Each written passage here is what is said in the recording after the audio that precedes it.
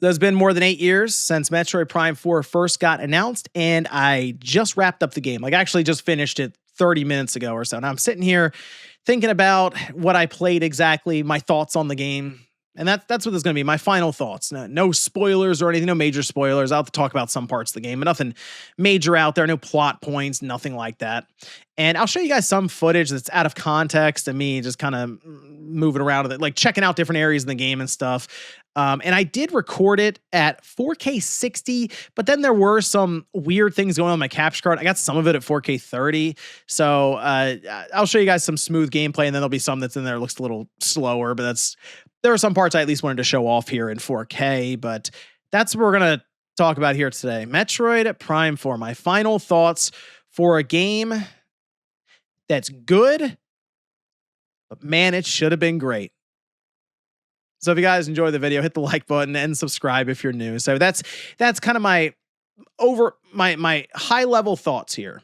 I'm playing through this game, and man, there are some incredible moments in this game. In fact, the first 2 or 3 hours, I'm playing it, I'm going, this is like top tier Metroid Prime stuff right now. This is really good.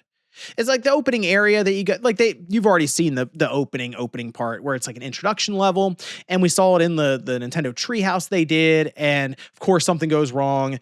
Samus gets hit with a blast, loses a bunch of her abilities, and she's teleported to Viros. That's all stuff we've seen.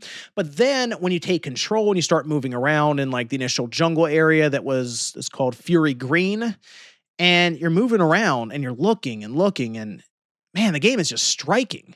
Visually speaking, one of the highlights, the game looks and runs great. Like the game itself, Retro Studios really knows what they're doing with their art direction for Metroid Prime. This feels like Metroid Prime when it wants to be a Metroid Prime game. Like a lot of the architecture, when you're walking around in the jungle, the way everything looks is so dense, and you have wildlife and stuff moving around, and you have enemies that'll jump at you and stuff. But there's a lot of there's a lot of movement kind of in the background and around you that really tries to make things feel very alive. Like you're actually in a jungle, but then also in a suit. And that's part of it too. It's the whole Metroid Prime experience, right? Trying to make you feel isolated and kind of almost claustrophobic at times because you are in this suit, and it reminds you of that constantly right away. That was the biggest thing, is it felt like a Metroid Prime game, and that's great. It's awesome. Visually, 4K 60 is what I went with.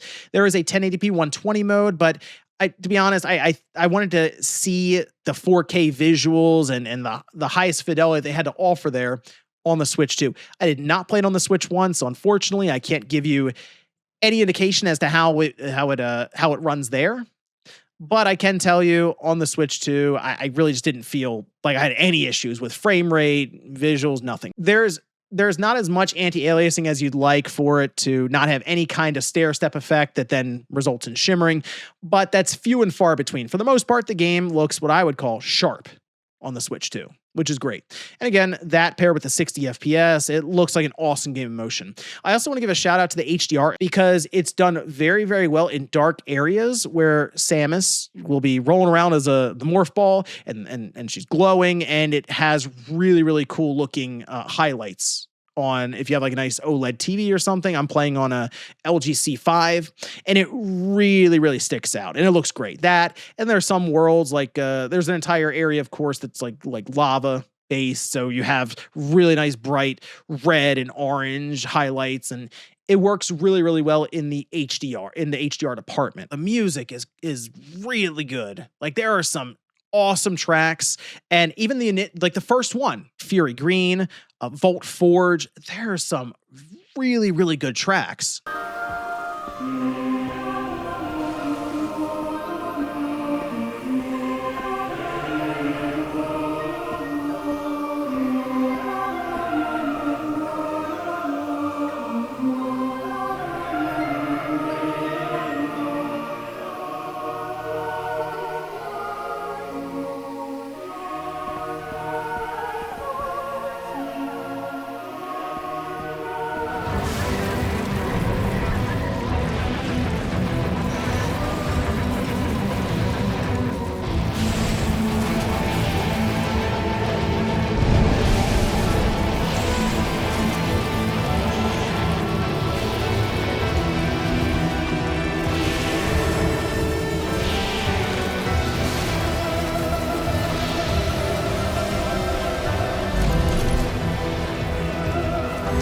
So with that said, I'm going through and things are there. It's hitting. It's Metroid Prime. I'm having a blast. It's great. All right. And then yes, you do come across your first NPC, which is Miles McKenzie. He's already been talked about at length, and it did damage the experience somewhat. But I do think his initial appearance, and even for the most part, his time in the game, kind of overblown. Like you see him for a bit, and then you kind of just dump him off at almost a home base, and then you just kind of leave him there. He does still talk to you through the radio, but he doesn't follow you around for the whole game or nothing like that. And then from there, you make your way out into more exploration. Metroid Prime, again, feels great, seems great. You get your bike, and then you go off into Soul Valley. This is stuff you've probably also seen online, and this is the part. So I said it's a good game that should be great. And the reason I say that is because there are moments in this game that are absolutely amazing and incredible, and then you get hit with super low points. And yes, it's Soul Valley. It's like such a hindrance on this game that let's say I wanted to give it a 10, right? Because of how great some of these moments are that are more Metroid Prime like. Here comes Soul Valley that knocks it down several points actually. And at first, you get to Soul Valley and you're riding around on your bike. Again, you've probably seen gameplay and stuff. We've seen it in trailers and all this. And it doesn't seem like a big deal at first because you go, well, I guess you're just kind of driving to these areas. But then you get to the area and you just teleport there anyway. So it's like, I was like, oh, that's weird. It's not even really interconnected as much. There's still a whole scene for basically moving wherever they're really just loading into it and teleporting. So you start to wonder about this Soul Valley area as I'm playing through. I think about it more and more. I'm like, is that necessary? Because the game really wants you to be in Soul Valley. So there's no fast travel. You're driving back and forth this area over and over and over again. And it really breaks up the best parts of the game. So it's like, wow, that was a really, really cool area I just did. It had some fun puzzles. You get this new ability. And then it's like, okay, now get on your bike and drive through Soul Valley for a while. You could say at first it was all right because you're speeding around your bike and you're hitting stuff and you're blowing things up. It's like, all right, cool. But there's no music or anything. That's apparently part of Amiibo. Or if you scan everything in the game, you get the music jukebox. But if you scan everything in the game, you've probably played enough of it, I feel like, at that point.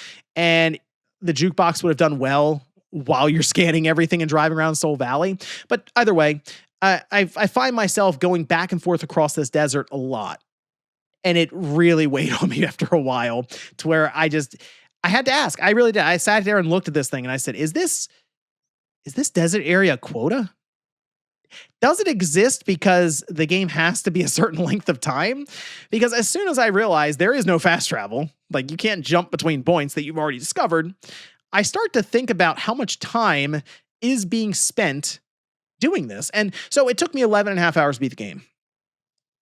And I'm not messing around when I think like 20% of that was driving around. And so maybe more than that even. It was a few hours driving around in Soul Valley. When I get towards the end, I start to realize, wow, Soul Valley is integral. It's so important for this game. Like they really want you to be in Soul Valley and spend time there and do all this stuff.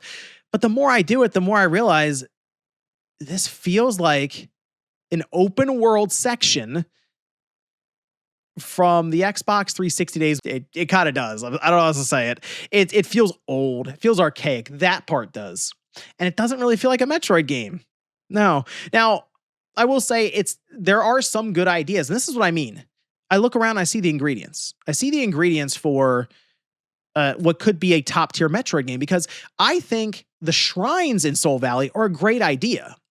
Yes, it is. It's exactly what it sounds like. It's taking a lot of ideas then from the Zelda, Breath of the Wild or Tears of the Kingdom, or whatever. You find these statues in the desert and it is a shrine. They call it a shrine. You then scan and move stuff around with your psychic powers. You then go underground, and it's a cool transition. It's like up top with Samus, then it goes through the earth basically, and then it comes out the other side. And then you're in what's kind of a predetermined area for a puzzle that takes a few minutes. And when you beat that, again, similar to Legend of Zelda, you get some kind of reward that will then benefit maybe an ability you have or missile power-ups or whatever, right? More expansion for your stock. And it's really, really cool, but there's only a few of them, and that's kind of it. The highs in this game were higher than the highs in Metroid Prime 1. Even experienced that for the first time. I mean, like the little details are still there. So when you open your map, you'll have like this quick little reflection of Samus, and you're like, oh yeah, that's right, I am in a suit. Or you have these big blasts that'll happen in Samus. You can see her reflection, and she like flinches a bit and tries to close her eyes because it's so bright. Those little details are still there. With raindrops coming down and hitting the front visor, or things frosting up, or even like the heat waves coming off of her blaster after firing it for so long. And like you had everything frozen when I was in like one of the ice areas, and then I'm walking around inside where it's warmer and it melts. Like the ice just melts off there. And it's like little things like that attention to detail does really pay off, I think, when it comes to the immersion. The NPCs are going to come up. All right. And so there are times where you're with an NPC and it does break the immersion. All right. So, and I notice this heavily because in the beginning, again, I'll stick with Miles McKenzie. In the beginning, there's a point where you do have to bring him with you. And this is part of the previews, I guess the early on. And there's like a bridge that's kind of messed up a bit and you have to go across it. You're fighting enemies and stuff. That's fine. He's talking the whole time. It's like, oh, look, there's enemies there. We got to go across this thing. That's crazy. You know, yeah, some of the Marvel writing, but just kind of narrating everything in front of him that he sees. And eventually, again, you dump him off at the area, like the home base, and you kind of move along. Well, I did go back to like the Fury Green area because I wanted to, there's things you find in the game, psychic abilities and stuff that can make platforms appear, as an example, right? You also have that guided shot that they show you, and a few others, which I'll leave out so you can discover them for yourselves. There's some cool ones in there. But I go back and I find some missile expansions or what have you. And then I go back out and there's the moment where you walk out and see the bridge, right? So the music stops when you go out there. And there's kind of this sense of immersion then where they have a lot of the background sounds playing. And it was just kind of like a stop and stare, like, oh, wow, this is a pretty cool moment. But I remembered back, I'm like, why didn't I feel this initially? It's because Miles was talking the whole time. So let me show you. Like, this is what I experienced for the first time after like 8 hours when I went back and looked around for some upgrades.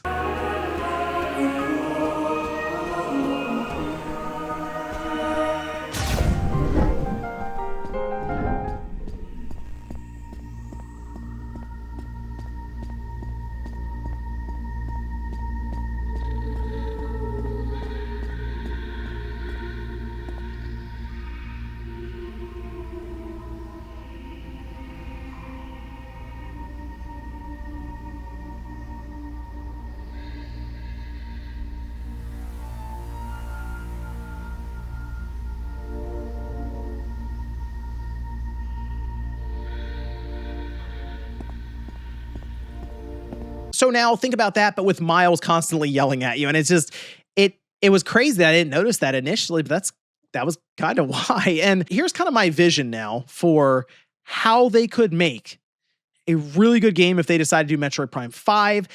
Kind of hoping they attempt it because, again, I think they can do it. Whoever made the Soul Valley stuff, just that can go away. We don't need Soul Valley. You don't need something that feels, I'll be honest, shoehorned in. Just frankly, that's just kind of how it feels. If you have, I think they have like 4 or 5 areas here. If you go up another 2, you figure out a clever way to interconnect some of them, not all of them. You know, you have to go through some to get to the others. That's fine. And then you have branching paths away from some of these for more of those shrines.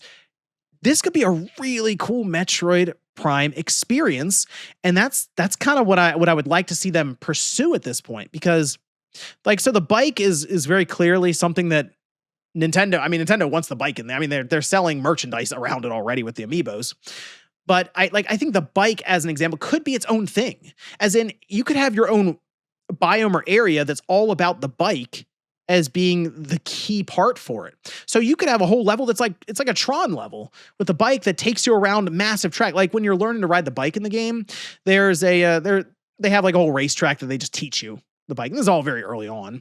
And that's how they show you all the elements of the bike, which that tutorial went on for a while, but eventually get out Soul Valley and stuff with it. If that was its own level, like entire biome, a massive intertwining racetrack, that would be enough for the bike for me. And every time you go there, you get the bike back, and that'd be really cool.